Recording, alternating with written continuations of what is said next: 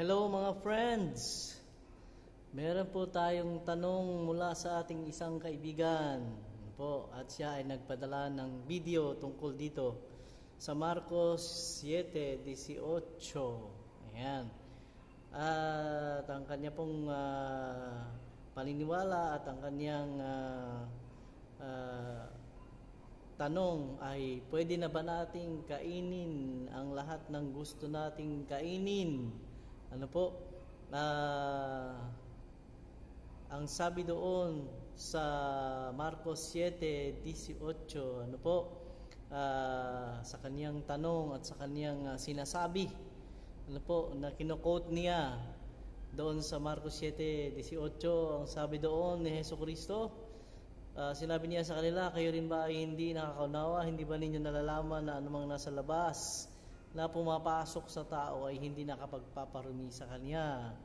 Ayan. So, hindi daw yung ating kinakain ang makapagparumi sa atin. Hindi pumapasok sa bibig daw natin.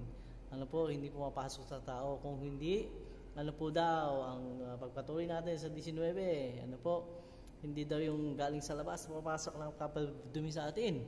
19, sapagkat hindi ito pumapasok sa kanyang puso, kundi sa tiyan, at ito'y inilalabas sa tapunan ng dumi. Sa ganito, nililinis niya ang lahat ng pagkain. Ano po ba ang ibig sabihin nito, na hindi daw yung pumapasok sa tao o yung nakakapagparumi sa kanya? Kung hindi daw yung lumalabas sa bibig, yun ang nakakapagparumi.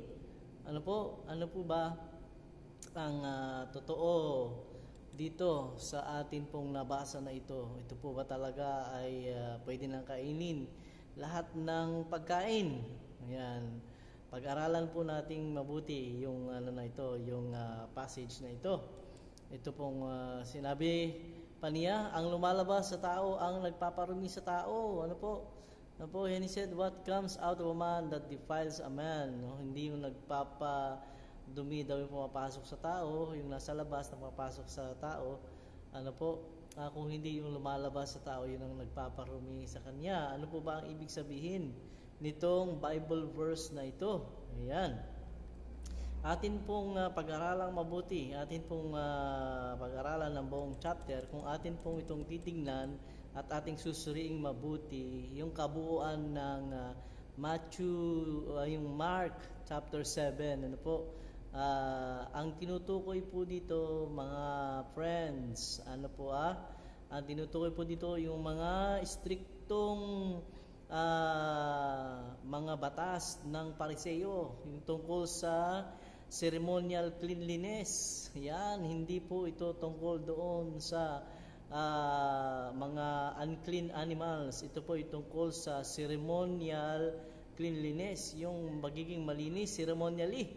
Ano po? Kasi ang mga Hudyo, naniniwala po sila na ang mga hintil o mga hindi Hudyo sa pamilihang bayan, ay nakapagpaparumi ng lahat ng mga cooking utensils, katulad ng mga kutsara, tinidor, mga plato, baso, mangkok, at kailangan na ito na linisin.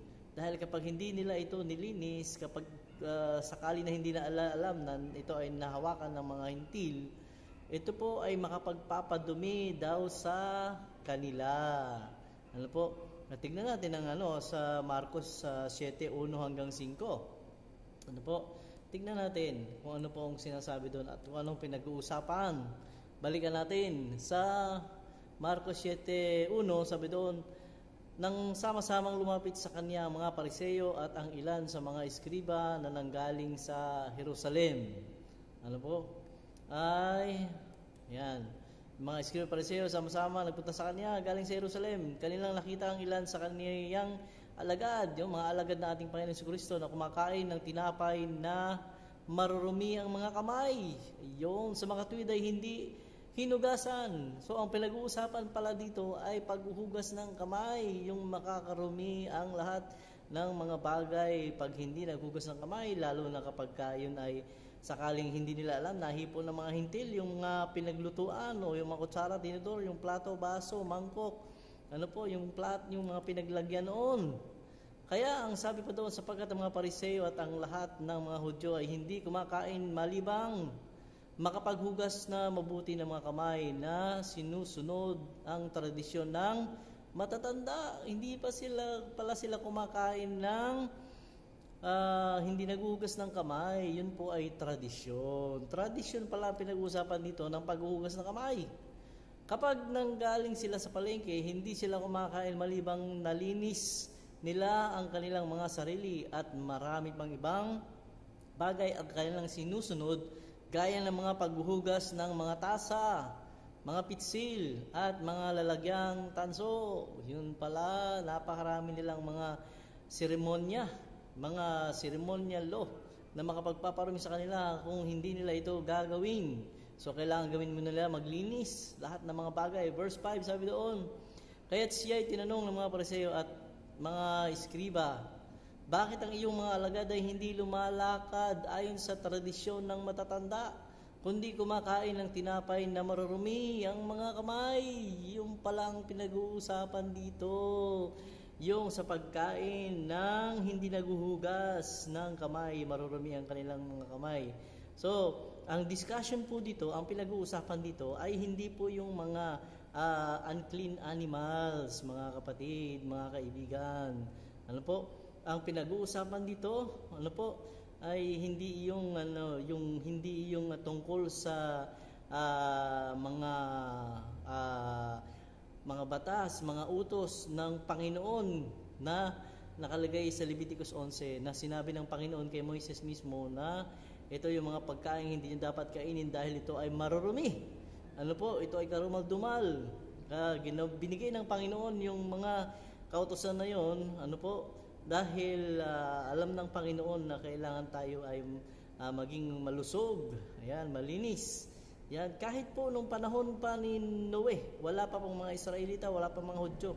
Alam na ni Noe kung ano ang malinis at marumi dahil sinabi ng Panginoon, ibukod mo yung mga hayop na marumi at mga hayop na malilinis. Sa mga malilinis ay 7 pares at sa marurumi ay 2 pares. Nung panahon ni Noe, nung nagkaroon ng pagbaha, nilipol at ginawa ng Panginoon na bumaha po ng paglipol sa buong sanglibutan. Ayan. So, ito po ay tungkol sa mga tradisyon ng mga Jewish elders. Ito pong pinag-uusapan dito sa 7 ng Marcos. So, malinaw po. Ito ay ang mga Pariseo kasi naniniwala sila na kailangan pagkakain, maghugas mo ng kamay. Pag hindi ka naghugas ng kamay, ay na-absorb mo o yung ikaw ay nagiging marumi. Yung nagkakaroon ka ng madalas ay hindi sinasadya na hindi mo alam na nadumihan pala yung dahil iniisip nila na pag hindi po yan ng mga hintil, nadumihan na yon. Kailangan talaga maghugas, maglinis. Kaya ang tanong dito ay hindi kung ano po ang ating kakainin, kung hindi kung paano ang pagkain. Yung sa ang pinag-uusapan dito, yung how they eat, kailangan muna yung tradisyon. Kailangan sundin nila yung seremonya ng paglilinis ng kamay. Yun ang pinag-uusapan. So, ang issue dito ay hindi pag-aalis ng tungkol sa batas ng kalusugan, na ibinigay ng ating Panginoon kay Moises nung sabi niyang ito yung tungkol sa kalusugan na sabihin mo sa mga Israel. Tayo po ay mga spiritual Israelites sa panahon ngayon. Tayo ay naikabit sa sa puno ng olibo. We are grafted into the olive tree. Tayo po ay inadapt po tayo. We are adopted and we are the modern and the spiritual Israelites. Kaya ang ito po, yung idea na ito ay ginagamit ng ilan na pwede na rin kainin lahat ng mga pagkain. Ayan. Ito po ay hindi tungkol sa pagkain. Ito po ay ceremonial defilement na paghipo ng mga hintil doon sa mga gamit na bagay. Kaya maghuhugas muna, hugasan lahat ng mga gamit. So ang context po nito ay hindi po yung sabi doon, hindi po yung galing sa labas, yung nakapagpaparumi at nakapagbibigay sa iyo ng kasalanan. Ibig sabihin, hindi po yun ay pagkain. Yun po ay defilement or sin. Lahat ng kasalanan po daw ay ang resulta po noon ay nanggagaling po sa isipan. Yan. So hindi yung kinakain mo daw yung nakapagpaparmin sa iyo. Ang ibig sabihin doon sa Mark 7.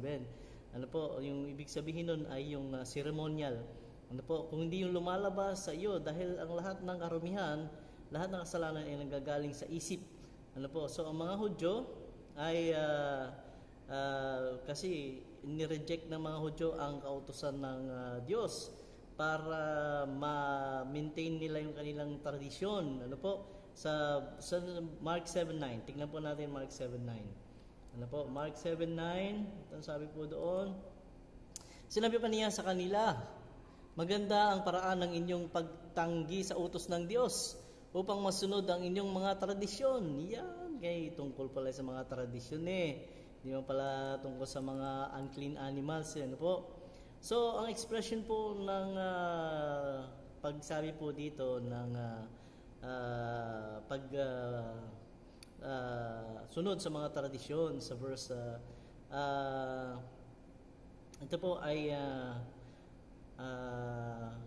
ang tinutukoy po dito ay yung mga seremonya. So para po sa ating kaalaman, yung sinasabi po dito ay sa verse 21, tingnan po sa verse 21.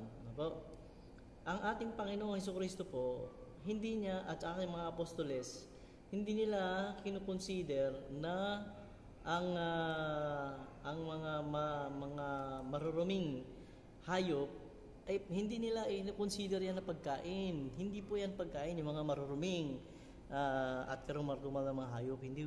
Yan po ay hindi pagkain. Ayan po ay naglilinis ng mga basura, ng mga dumi, mga scavengers.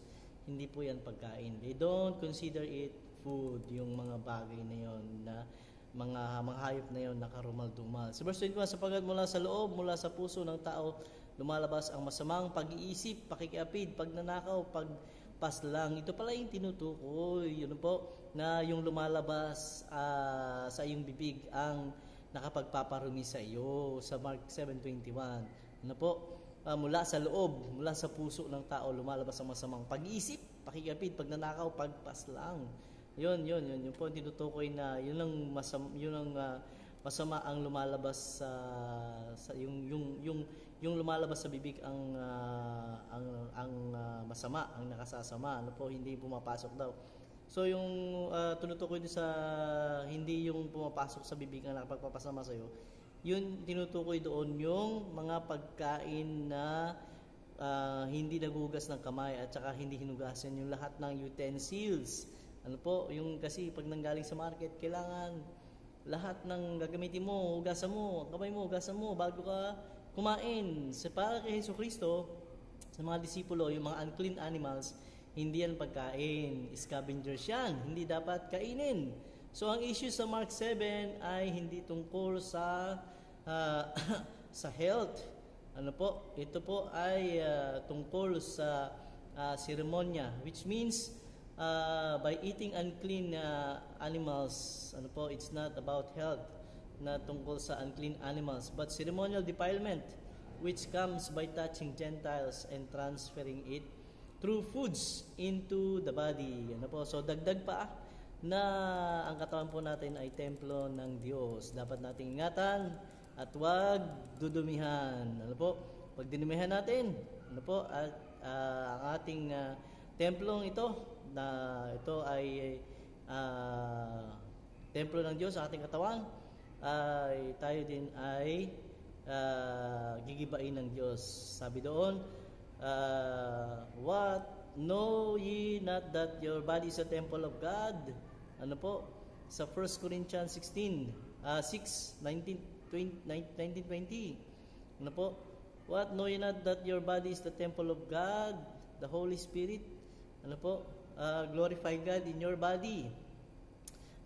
If any man defile the temple of God, him shall God destroy, for the temple of God is, ano po, holy. Ayan, which temple are ye? 1 Corinthians 3:17. Ano po?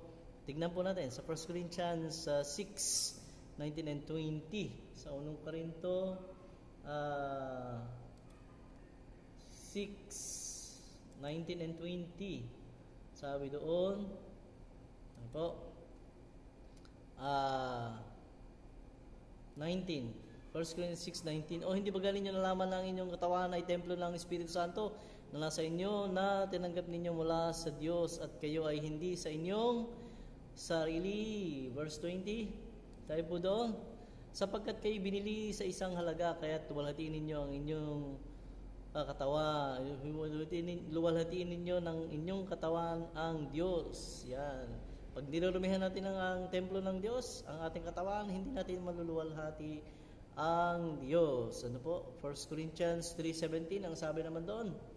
1 Corinthians 3:17. Tingnan po natin. Doon, ang sabi ay, kung ang sino man ay magtangkang gumiba sa templo ng Diyos, ang taong ito ay gigibain ng Diyos, sapagkat ang templo ng Diyos ay banal, at ang templong ito ay kayo. Kaya gawin nating malinis ang ating katawan, sapagkat ito ay templo ng Diyos. Ano po? Ang templo ng Diyos daw ay banal. Dapat maging banal ang templo ng Diyos, at ang templong ito ay kayo. Tayo po ang templong ito. So lastly, ang sabi po doon sa 1 Corinthians, sabi doon 10:31. 1 Corinthians 10:31. Tingnan po natin. Sabi doon,